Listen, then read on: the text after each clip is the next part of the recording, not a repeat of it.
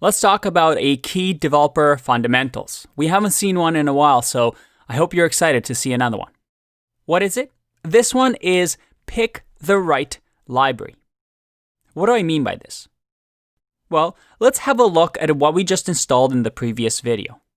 We installed this library called Pillow, which allows us to manipulate images using Python. But I also mentioned that there's a couple of warnings here. It says, hey, Pillow and Pill cannot coexist in the same environment. Before installing Pillow, please uninstall Pill. We also have some version warnings as well. So what does this mean? Well, if I go back to the main page over here, we see that Pillow is the friendly Pill fork by this person, and Pill is the Python image library. What does this all mean? When you pick a library that you want to use, and trust me, you're going to do a lot of that in your career, you want to make sure that you pick either the latest, most modern library, but also the library that the most people use.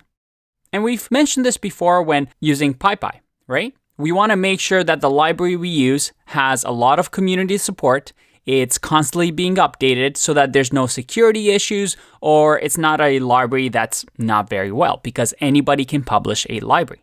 When you look at Python image library, which is the original one that we used to have, and this is a Wikipedia article that I can link to.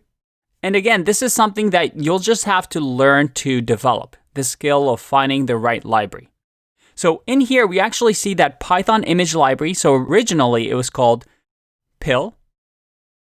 And this library existed and was very popular. But when Python 3 came out, Pill didn't support this newer version of Python.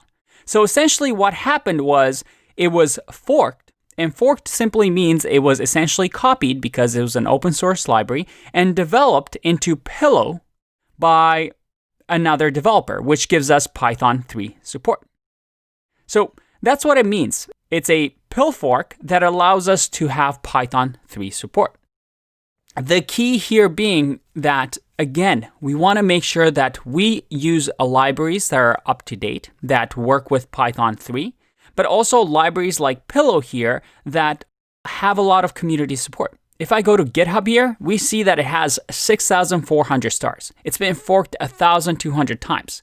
And it's also used by 150,000 developers. That's a pretty good sign. We also see that the latest commit happened this year, which is awesome. Again, developing that skill to pick the right library is a sign of an experienced developer. So there you go. Another developer fundamentals.